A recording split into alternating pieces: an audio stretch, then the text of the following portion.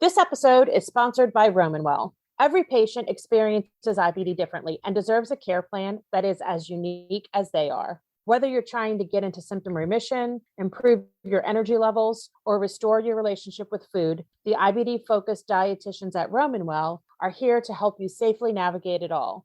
They work closely with you and your existing care team to find the best answers to your toughest questions. And they give you the consistent one-on-one support you need wherever you are on your IBD journey. Visit Romanwell.com to learn how high-quality, individualized IBD nutrition care can help you achieve your health goals. Hi, I'm Alicia. And I'm Robin, and you're listening to Bowel Moments, the podcast sharing real talk about the realities of IBD. Served on the rocks. This week, we talked to Brittany Rogers, formerly known as Brittany Roman Green.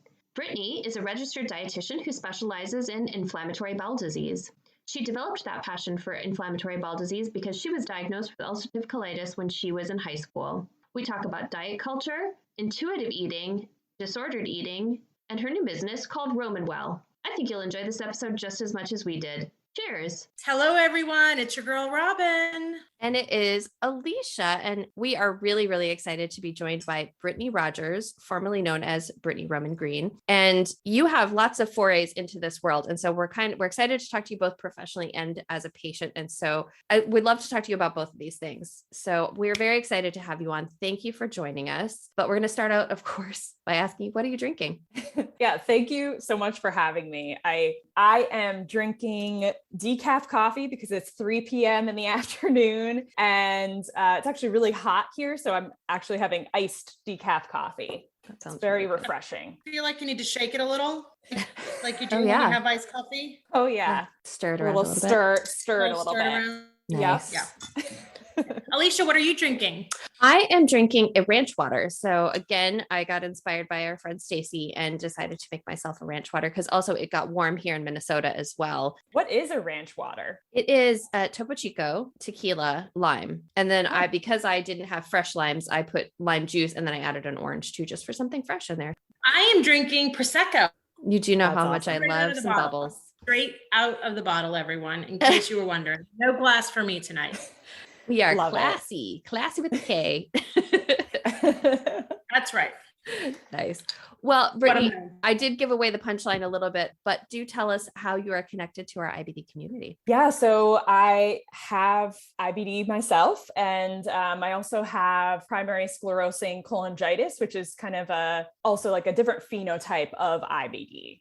So yeah, that's kind of how I'm connected. How long have you had IBD? I was diagnosed about 15-ish years ago, but started having symptoms about 20 years ago. And it's like funny looking back as a health professional, because you're like, in what world is having diarrhea tons of times a day? Like, how is that normal and not something to talk with your doctor about? But anyways, when it comes on slowly, you don't even, I know I was so young, I didn't know what was normal. So yeah, I kind of had diarrhea for years. And one night I actually woke up and I couldn't catch my breath in the middle of the night. And so I went to the hospital. At that time, my liver functioning tests were off the charts. I had a large spleen. Of course, I was like poked and prodded the whole time I was there. A few weeks later, someone was finally like, let's do a colonoscopy. And, and then I was diagnosed with IBD. And interestingly, they didn't know whether I had Crohn's or colitis in the beginning because I had inflammation throughout my colon, but I also had backwash ileitis. So, looking back, I'm like, that's just classic PSC, like check with all these symptoms. But, the hospitals are not communicating all the results. And so everything was paper charts at that time. So I wasn't diagnosed with PSC until 10 years later. Oh, wow. So you had all of these symptoms and you're like, oh, it's just my IBD. And you didn't necessarily connect. Yeah, it was pretty much never described. Like, we never figured out why those things were happening. And I just I think the focus then was like trying to get into remission with my ulcerative colitis. And then it was like, I ended up going into school for nutrition. I changed my diet. Things were like improving with my health. So I didn't even like think about, hey, why did I have like high liver functioning tests? And why did I have an enlarged spleen? And yeah, no one ever asked. Or took the time to figure that out. So can we backtrack a little bit though? Because you said PSC and then you said a lot of things. And I was like, I feel like I should know more about this than I do. So I realize also you're not a doctor. And so you are a dietitian, which is fantastic. And we're excited to talk to you about that. But can you give us the layman's patient version of what exactly is this and kind of how does it interact with IBD? Yeah, absolutely. So PSC is primary sclerosing cholangitis, and it's a rare progressive autoimmune bile duct and liver condition characterized by inflammation of the bile ducts in and outside the liver, which can lead to liver stiffening and liver failure, and therefore a liver transplant. It's very rare, so it occurs in about 1 in every 100,000 individuals, and it's 2 times more common in males than females. So I like to say, I don't know if you know this song, like 1 in a million. I don't know if that's, but I'm like, I'm 1 in 100,000. I was going to say, you're like a unicorn over there. Like, wow. Yeah. Oh, okay. So yeah, so that's, and in terms of like how it's connected to to IBD, and it's very interesting because up to 80% of patients with PSC have IBD. Usually, about 80% of those have ulcerative colitis, but it's not as common the other way around. So only 5 to 10% of patients with UC have coexisting PSC. But it's really interesting because research has suggested like even like those with PSC IBD are much more likely to have a quiescent disease course. Whereas if the PSC IBD patient has a pouch, then they're actually more likely to have pouchitis. Huh, interesting. Very interesting. Yeah. And because it's so rare, we don't have enough research. Wow, that is really interesting, but also I'm sure disheartening to get that diagnosis because you're like, now I've got something else to deal with. Oh, absolutely. It was like that day was one of the most upsetting days of my life because I felt like at that point I was, quote unquote, controlling my disease. It's like, I have it all figured out, and my diagnosis happened incidentally. I was just randomly having intermittent like bouts of blood in my urine. And after many tests, we still don't know why that's happening. Probably another autoimmune condition coming in a few years, but I did eventually push for a CT of my abdomen. And that's where they kind of started, saying, let's rule out PSC. And I got MRCP, which is basically an MRI of your abdomen. And that's where they do the official diagnosis. Wow. I'm glad you pushed because this could have just gone on for a long time. Is there treatment for it? Unfortunately, no, there's no treatment. There's no cure. I should say there are medications that like can manage certain aspects. Really a liver transplant is the only therapeutic approach to address like end stage liver failure. There's been some like ursodiol is a medication that has been used to help with they're trying to impact like the liver functioning test and that alkaline phosphatase, and that tends to lower that, but not actually make a difference on like time to transplant or any of that. That's my understanding. I think there's like, they're also looking at antibiotics like vancomycin and like long-term use of that. That also is like up in the air, whether that actually makes a big difference or not. And then also like there's medications that look at addressing pruritus, which is like a symptom of liver failure, which is insatiable itching. And they have some like antibiotics or bile acid sequestrants that I think are moderately helpful, but not really. So it's very scary. It's a little grim. Yeah. I'm sorry. Yeah. That's again, disheartening is a word that doesn't feel adequate, but that is the first word that pops into my brain, unfortunately. Did your diagnosis of IBD, you said you started to change your diet, you went into a different field at that point. Did you already have a degree and then you decided to go back to school? When did that happen? And then, obviously you decided to work with folks with IBD because of your experience, but tell us a little bit more about that. Yeah. So when I was diagnosed with IBD, I received the kind of feedback that I think a lot of other patients get, where they're told to track their diet. And I remember I was in high school, so I was like so proud of myself for tracking my diet for 7 days. And I brought it back to him and I was like, look, I tracked my diet. And he was like, great. And just pushed it away and said, keep tracking and see if you find anything. And I remember feeling like very deflated in that moment because like I had no idea what I was looking for. I was in high school. I was like eating French fries for lunch, like what do I know?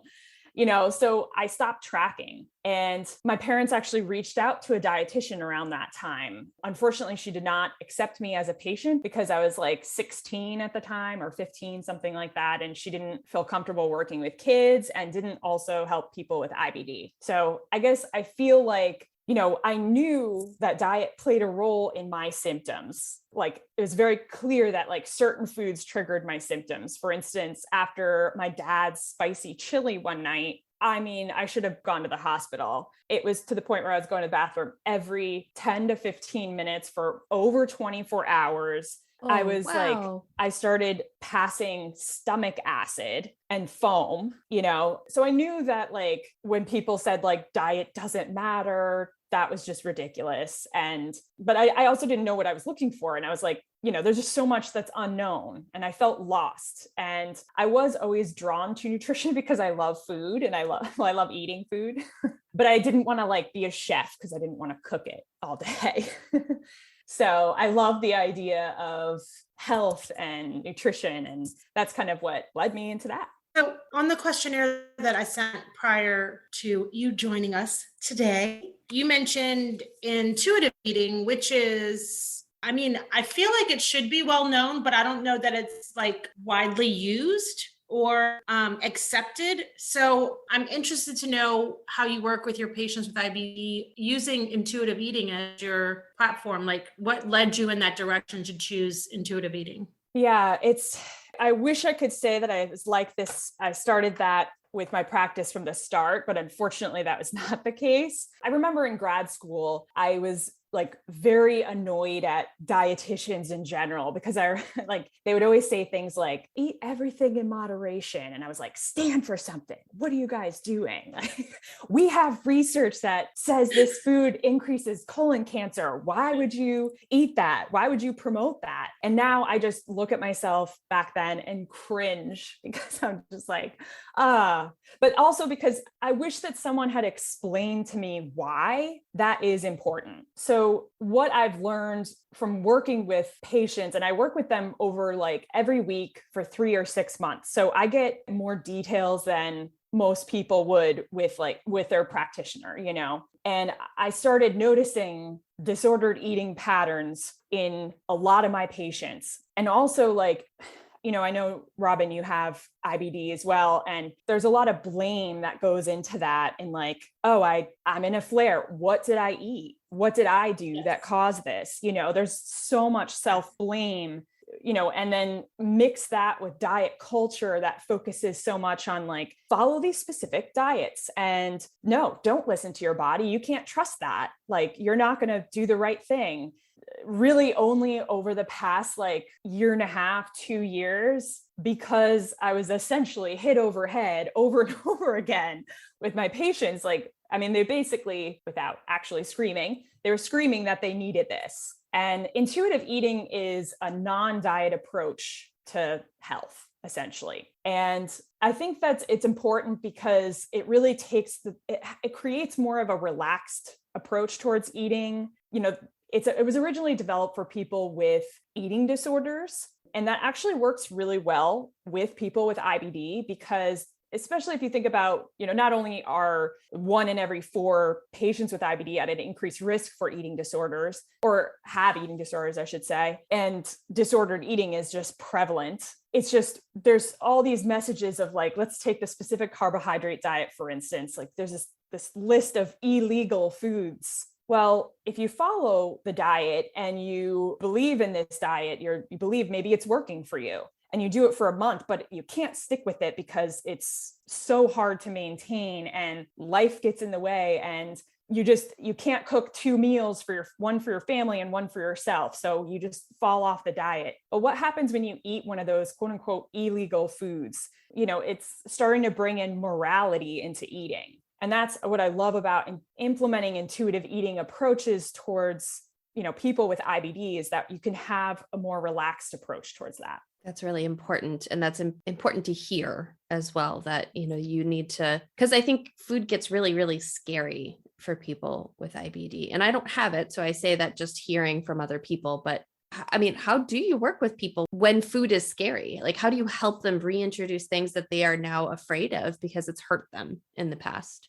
Yeah. So I think part of that is, it very much depends on the individual, but I think a lot of the times we're pulling the focus away from, like, the hyper focus away from food, and more so like, let's implement some stress management activities, because that plays a role in how you feel too. And not to say that, oh, you caused your flare because you were stressed, because everyone's stressed. And of course, that's unfortunate. It's not our fault that we're stressed, because everyone is, but if there's something we can do to potentially help reduce symptoms, then that's great. That's one more thing that we can control. Oftentimes people will hyper focus on, what did I eat? I have an increase in symptoms. Well, sometimes you have an increase of symptoms because you just added a new food back in. And because you're malnourished, any food that you add in right now might trigger symptoms, because that's what happens when your microbiome changes, when you have malnutrition and you've restricted your diet to 5 foods. Everything's going to cause a little bit of bloating and gas. But we need to get past that, slowly add 1 food at a time that you feel comfortable with, at a pace that you feel comfortable with, so that you can get to a point where that's no longer happening every time that you eat, and you've expanded your diet. I'm curious, at some point you mentioned something about like illegal foods and sort of this morality that goes behind it. I know this is exceptionally common in our community to have a lot of people give you advice on what you should eat, what you shouldn't eat, and lots of misconceptions about this. Like, if you just did, if you only ate white foods, you'll be perfectly fine, that kind of stuff. So I know you know a lot of these. So talk to us about sort of some of the most common misconceptions around and why they're not great. I would say like nightshades are bad. That's a common one that I'll say that I hear. One of my clients asked yesterday, like, can I eat nightshades? Like, why do people say that they're bad? And I was like, I don't know why they say they're bad, but I can tell you why they're good. Let's take potatoes, for instance. Cooked and cooled potatoes contain resistant starch, which is probably one of the most beneficial foods that you can eat for gut health, because it produces something called butyrate, which is a short chain fatty acid, which confers an anti-inflammatory effect on the gut. So when people say, that's why I'm like, why the specific carbohydrate diet? Why are we restricting some of these foods out when they have shown time and time again to be anti-inflammatory for the gut? That's why I just don't believe in these diets that, it's one thing, like exclusive enteral nutrition has plenty of evidence to support its use. No doubt about that. Although I will say, like, I certainly question what it's going to do to implement such a diet in the adolescent population who already has an increased risk for eating disorders. And then you're also telling them, don't trust food. That's the enemy. Just think of one patient who transitioned off exclusive enteral nutrition, which was life-saving for her, but then she was not getting any support, was put on the SCD and just was like stuck on that. And she had avoidant restrictive food intake disorder, which means she had so much fear around food that she couldn't maintain her weight. She was dependent on nutrition formulas to keep up. There was no pleasure in eating. It was, like, what kind of life is that for a college student? Yeah. And I'm glad you mentioned ARFID, because that has come up. One of our past guests has talked about ARFID and how prevalent it is in the community, that, if avoidant restrictive food intake disorder. Thank you. I was like, I could figure it out if I lasted long enough on that one. But yeah, I think the idea that pleasure is out of food is, for somebody who doesn't have IBD, is foreign to me, because I'm like, oh yeah, I love to eat. But it makes me incredibly sad to hear that people with IBD that is the case for them, that, like that is now something you have to deal with on top of being sick as well. Because also there's so much social aspect of your life that goes into eating as well. So not only is this affecting your weight and your health, it's also affecting your ability to be social and interact with people, because it's just so much of that is wrapped into it. Absolutely. There was a study that found 73% of patients reported a drop in appetite or pleasure in eating after their IBD diagnosis. And that really is devastating to hear as someone who also loves food, and I really believe that like it is such a source of pleasure and community and like so much more than that, Absolutely. Culture, all that. Absolutely. I'm sorry.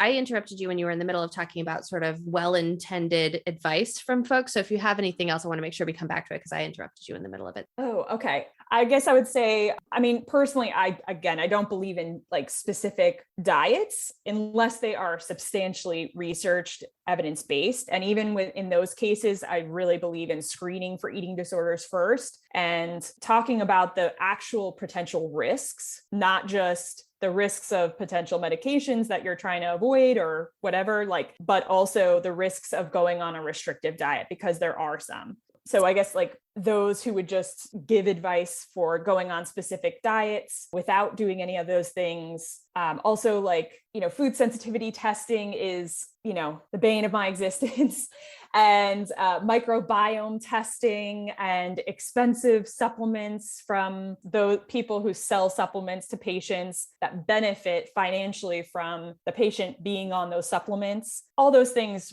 just kill me, because this population already is, we're already going through so much, and it's very upsetting to me that those things are happening. This episode is sponsored by Romanwell. Have you ever felt overwhelmed and unsure about what questions you should ask your doctor, or if you should get a referral to a dietitian? If so, you are not alone.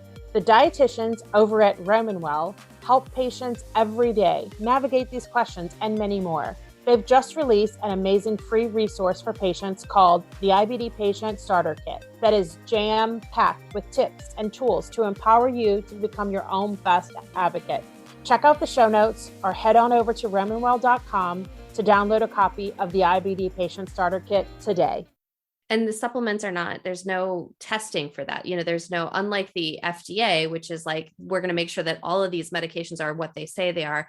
There is nothing like that for supplements. It's just a free for all. So they can say you're taking, 100% curcumin, or did I say that right? Turmeric. Yep. Yeah. And it can be nothing. It can be like dyed yellow powder in a capsule, and you don't know what you're taking. And granted, I'm sure there's lots of great places that are giving you exactly what they say they are, but you don't know that. And I guess that's my frustration with it, is like, you don't know what you're taking. You don't know whether they're actually giving you what they say they are. You don't know whether you're like what dosage you're taking it at either, because it could be a little bit of that and a little bit of this. So I don't know. That's my soapbox. I'm going to stand on it. Oh, exactly. And someone with I'm especially risk averse person, but also someone with a, liver condition. I'm especially concerned about what could be laced in these supplements, because usually in these types of situations, it would be liver failure that would happen, or like liver damage. And personally, I cannot risk that. And I think a lot of times patients are coming from a place of just wanting to they're just trying to feel better. They're just trying to do what they can. Like a lot of times we think like supplements, they've had herbs for hundreds of thousands of years.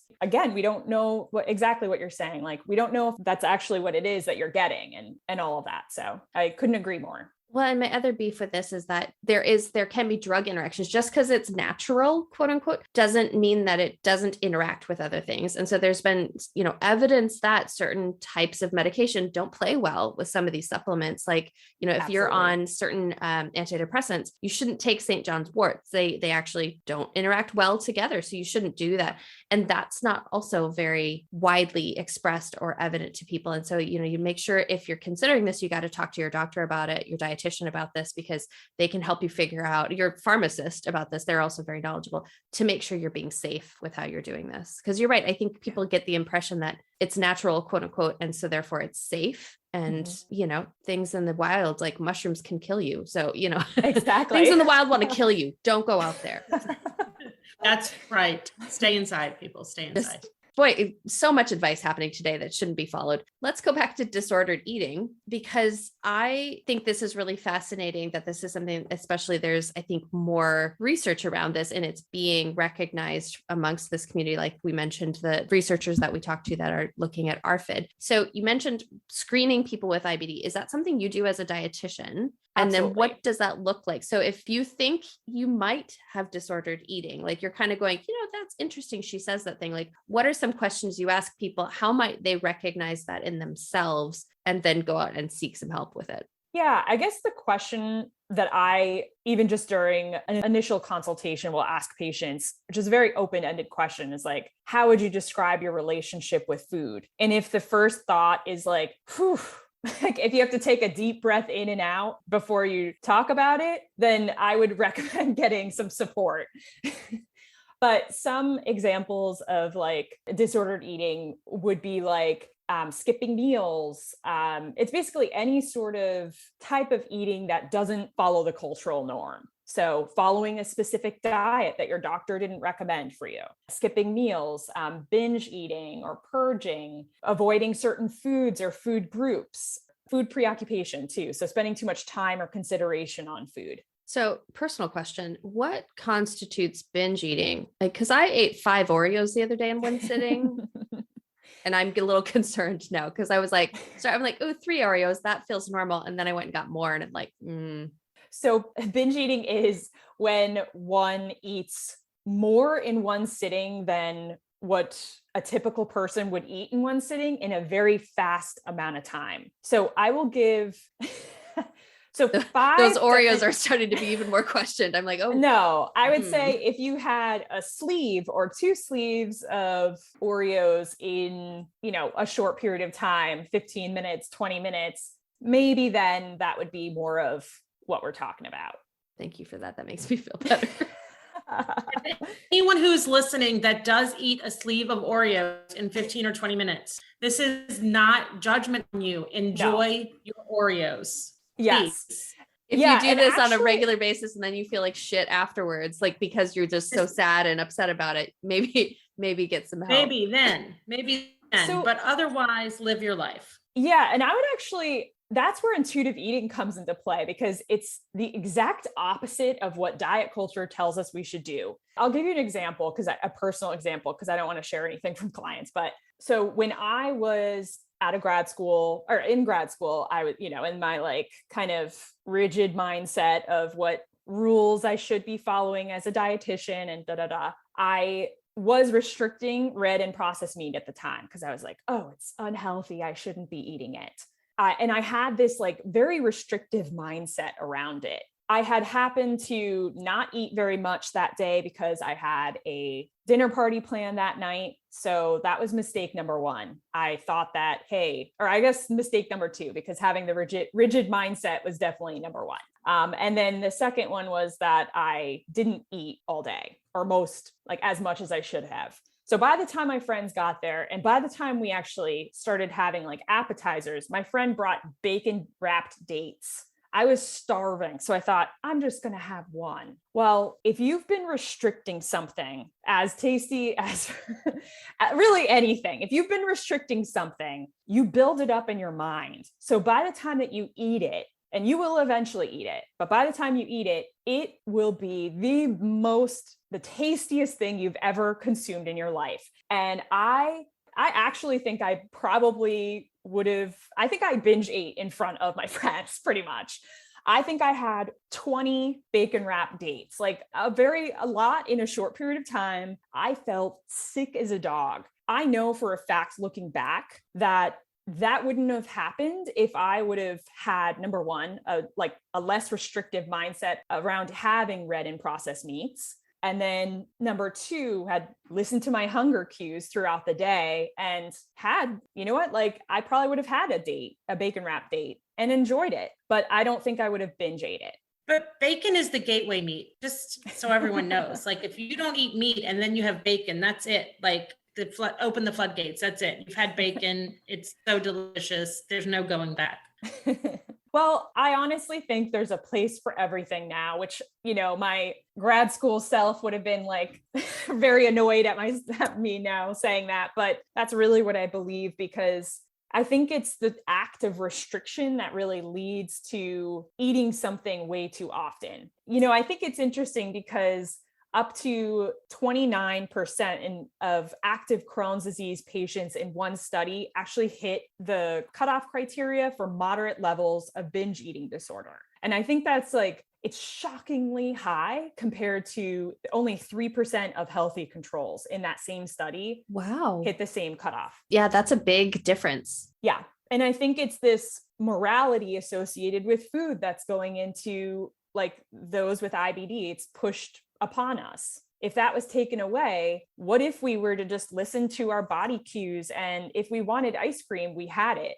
If we wanted bacon wrapped dates, we would have it and we would enjoy it. And then really nowadays, I don't have that restrictive approach. I don't have that mindset. I really try to adapt to intuitive eating as much as I can. So what I've found, and this is the opposite of what diet culture tells us, but what I've found is I actually crave my smoothie that's packed with fruits and vegetables, and I've had clients, it's not just me, it's all my clients too. It's just a natural progression. One of my clients, I had a goal of she felt really guilty about eating fast food, but loved it. So she built that up in her head and would often binge eat it over the weekends. Well, one goal, which imagine this with a dietitian, but one goal, one of the first weeks that we worked together, I said, I want you to eat fast food as often as you want this week. If it's twice a day, if it's 3 times a day, I want you to listen to that and I want you to eat it. She had fast food twice a day, lunch and dinner for 4 days in a row. You know what she had the 5th day? A salad, which didn't happen to go well with her IBD, but interesting that was the natural reaction. And without diet culture, we lean into those foods that actually make us feel our best. I think that makes sense. Yeah. But I'm curious about intuitive eating. And because one of the things I was thinking about is, like you said, you sort of listening to your body. And there are times where maybe you're just not in the mood to eat dinner. And so you don't eat dinner. Maybe you had a lot of food or you ate food that made you feel fuller. And so you don't eat dinner. How do you make sure that when you're working with clients that those intuitions aren't their brains lying to them because they have disordered eating? I guess that's how do you teach people to trust themselves to make these choices? Yeah, I guess while you're saying that, I was I want to actually bring out an important distinction, because sometimes it's tricky with people with IBD, because if you are malnourished and you're in a flare, that's going to impact your appetite. And if you listen to your body, you're not going to be getting what you need because those cues are muted. And that's often because of restriction that has happened for weeks or months, but you need to break that. But in terms of satiety, we can listen to that. Certainly when you're trying to gain weight and you're very underweight, we want you to push it a little bit. But once you're at a certain point and you're feeling like your body is kind of maintaining that weight, then you can get back to listening to your body cues. Got it. Okay. So you kind of measure that depending on, as the person comes into you, what are their goals? Is it to gain weight, change, add foods in, whatever it is, and then you sort of perhaps bring the intuitive eating in after you've gotten some negative patterns unlearned. Yeah, it really does depend, because I screen all patients for eating disorders. And at that, before I even have our first session, and at that point, I'm able to see who, is hitting those, hit cutoff criteria for a certain eating disorder. I can't diagnose eating disorders, but I can refer to psychologists who then can diagnose. And then certainly, I also ask about certain disordered eating patterns. And then I just ask patients, are your diet choices impacted by wanting to change your body? Good question. Because you talked about, in the past few minutes, people being malnourished and wanting to gain weight. I was overweight and malnourished because of my Crohn's. And so it's not that, I feel better than I have in a long time because of the surgery that I went through and the multi-organ failure, all that stuff. I'm feeling really good. But I recently saw my pulmonologist, and she still would like me to lose a little bit of weight. And I know that the weight that I have right now is because of all the weight I gained when I was in that horrible flare between 2018 and when I had my surgery. And she's not like, get out there and lose the weight in 2 weeks or anything like that. But because of everything that happened after my surgery, I mean, I had pneumonia, I had lung failure, I had a respiratory failure, I went sepsis. Like there was a lot of stuff that happened. And being the size that I am, I'm sure contributed to it, but also being malnourished and the size that I was contributed to it. So I know that you are a big advocate of health at every size. And yes. I feel healthy. I just did a half marathon in February, but I also understand that my pulmonologist has a valid point, and she just wants me to be as healthy as I can be. And she sees how it can affect my lung health, right? So has that happened where you're in a situation with someone who is the opposite of so super skinny and malnourished? Absolutely. And you bring up a really good point, because this is a population of people who are often not talked about in the IBD community, but actually a lot of patients with IBD are in larger bodies. And maybe they have gained weight through their IBD course or through steroids or whatever, or maybe they were just born to have a larger body. What's interesting is research suggests that those in a larger body are actually more likely than those in other sizes of bodies to have an eating disorder in the IBD community. So unfortunately, oftentimes screening is not done for patients, and therefore it goes untreated, and therefore they're getting not as great care because of that. It's definitely tough when our medical field is, I believe, also influenced by diet culture. And that is a focus of research. That's a focus of practices and what people talk about. Weight is often blamed as, the reason for issues and symptoms. But I can tell you, we also have research that suggests 88 to 96% of patients who try to lose weight gain it back. And a third of those patients gain back more weight than they initially lost. So we know, this is like from many, many research studies, that focused weight loss is not effective. Right. So health at every size is really just focused on a weight neutral approach to health. So for instance, for you, if you were in a different size body, would you have gotten different treatment? If that's a case, then could you get that same treatment? And is that weight bias? Is that discrimination? Yes. So I will share with you, everyone, because I guess Alicia and I just share way too much on this podcast.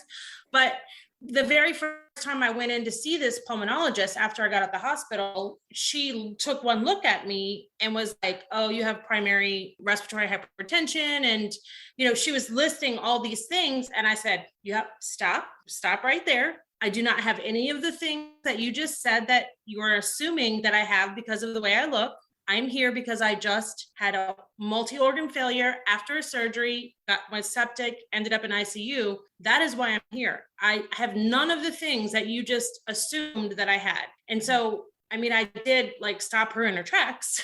And she's an amazing doctor. I love her because she went in and looked and backtracked and all that stuff. But it was an initial walk in, heavyweight person. She must be here for this, and this. So there was that bias on my first visit. Yeah. And I challenge practitioners to think what treatment would I give someone in a different size body? And, one of my patients has always been in a larger body, and she came to me contemplating, she was recently diagnosed with IBD. She was before that contemplating bariatric surgery. And she just basically, while working together, it's so devastating to me that I guess there's no empathy in that type of care. So many stories that she has told me about oh yeah, I went into the doctor and symptoms are dismissed and it's just told you need to lose weight. You need to diet and exercise. It's well, I'm having diarrhea. So what is that going to do? That's what's devastating to me. And she was worried that, she had this kind of the same concerns. What if these practitioners are right? What is my risk for having this extra weight on my body? And I asked her, I knew the answers to these questions, but I was how is your cholesterol levels? They're good. How's your blood sugar levels? They're great. Okay. How's your blood pressure? They're great. Okay. I think you're healthy. And I think we can focus on eating in ways that are going to make you feel your best and moving your bodies in ways that are going to make you feel your best. And that is the right weight for your body. Everyone knows people who were just born in a bigger size body. That's just the reality of the situation. I'm a giant. I'm like 5'11". Should I shrink down to 5'5" or 5'8" or whatever it is because that's the norm? It's a bit ridiculous that we have these standards for based on what someone's actual body frame is. I love that so much because my cholesterol is good. My blood pressure is always good. When I'm in a flare, like really bad, my blood sugar is all over the place, but I'm not. So it's good. It's good now. So these are all good points that I need to take into consideration. Well, and it's so frustrating to hear that our doctors are like, just eat different and move more. When you have diarrhea 10 times a day, you can't go for a jog. What are you going to do? Shit your pants while you're jogging? Like, that's not acceptable. That is exactly what you do. Yes. That's what you do. You can't go to the gym. You can't go swimming. Like, you can't do these things that like actually get you to that place. So like, you have to address what's happening in order to help that person, if they want to, and if it's what they need, lose weight. And I have this is something that I hear over and over and over again. I have another client who was literally, she said that she just like some frequent fecal incontinence, frequent urinary incontinence. And I was like, have you ever thought about seeing like a pelvic floor physical therapist? That might be helpful. And she said, I asked my doctor and he said that you should lose weight and that'll help. I was like, time to get a new doctor.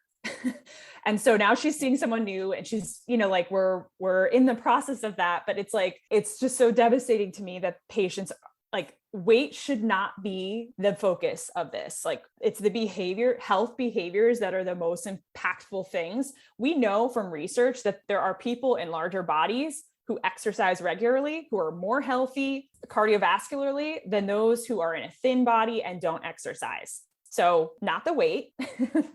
I'm like very sassy about this now because I'm just so passionate because I love it too. Get sassy.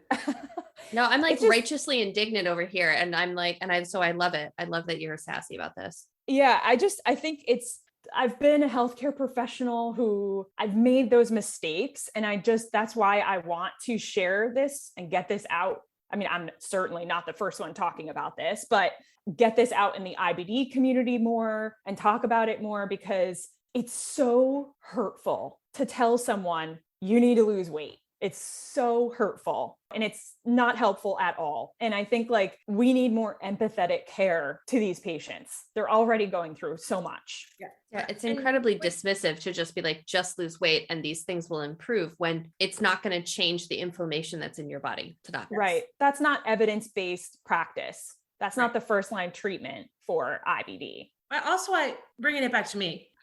This is really making me rethink that first visit with this pulmonologist because I was like trying to stay alive. I had just gotten out of the hospital, just gotten out of ICU, just had a 9-hour surgery to remove my rectum and build this J pouch, had a loop ileostomy at the time. Like I was literally just trying to not die. And so that was the first thing that she said to me. And so I'm rethinking this now. Sorry, I don't mean to. No, you don't apologize at all. It's very valid, but we normalize it. Well, it must have been because I weighed more when I went in, but it's diet culture. I just did a half marathon in February and, I feel better than I have in a really long time. So that's the most important thing is like, are you eating in ways that make you feel your best? Are you moving in ways that make you feel your best? Are you listening to your body cues? So when your body starts getting tired, do you listen to that? When you're hopefully you can't really listen to thirst because you need to drink more than that, but hopefully you listen to your thirst cues as well. But you know what I mean? You just want to listen to your body as much as possible.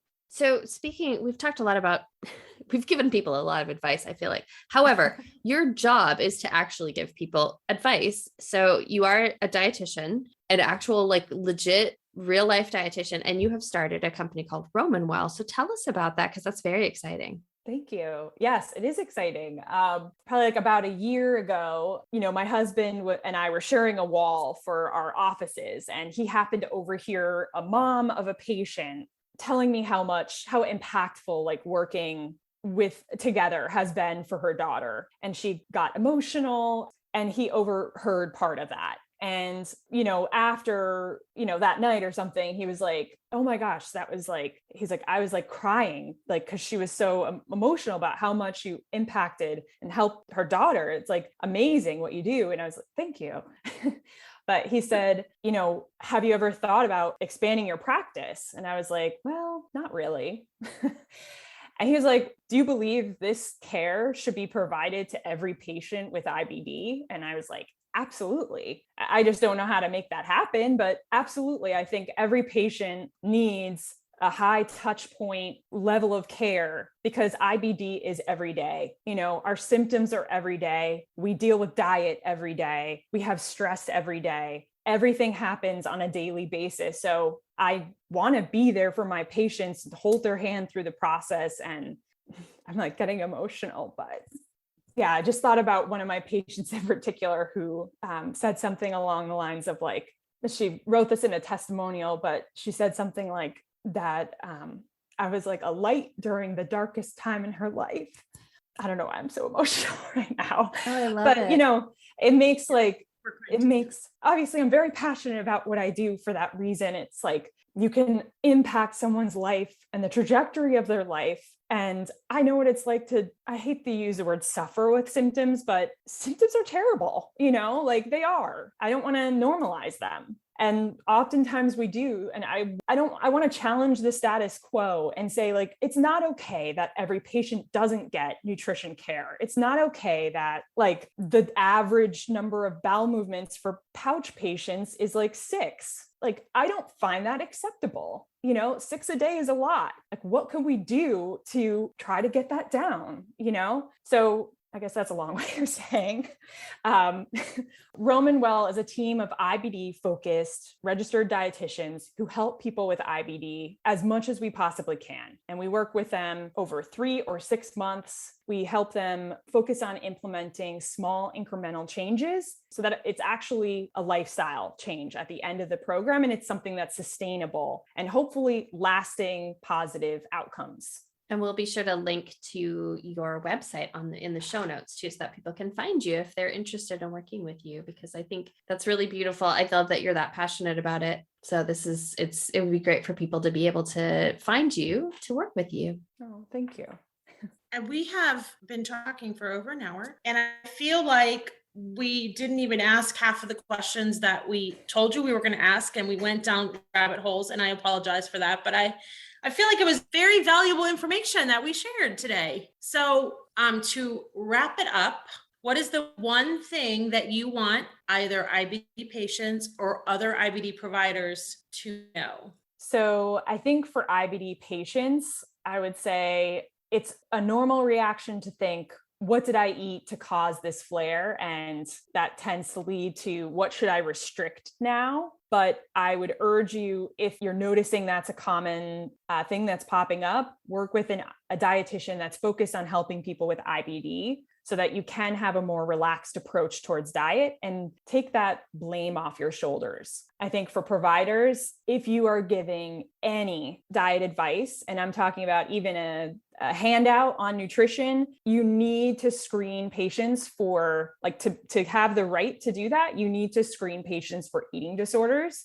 prior to giving that advice. Because I know that it's coming from a good place, and I know no one wants to do harm for these patients, but it is if you are just giving every single person information on diet that's the same, that is not helpful. It can potentially increase eating disorders and disordered eating practices, which can lead to worse outcomes for these patients, which I know they don't want. So definitely screen for every patient for eating disorders if you want to give out any diet advice. Which is basically every single provider, probably, because this is what patients ask about. Right. Yep. That's very valuable advice, I think, for both parties. Yeah. It's actually funny because, well, I don't know about funny, but, even I had speaking of pelvic floor, I went to a pelvic floor physical therapist. And one of the things she told me was I should cut out coffee. And I said, no, what's the next recommendation?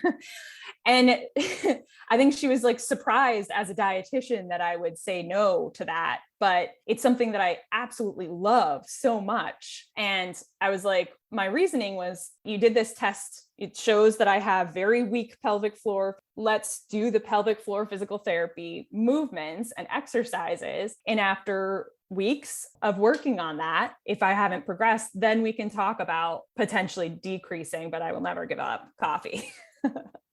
People always want to say give up coffee, but it's not happening. It's not happening, folks. Exactly. So it's like, I don't know why that's the first treatment when it doesn't have to be. So.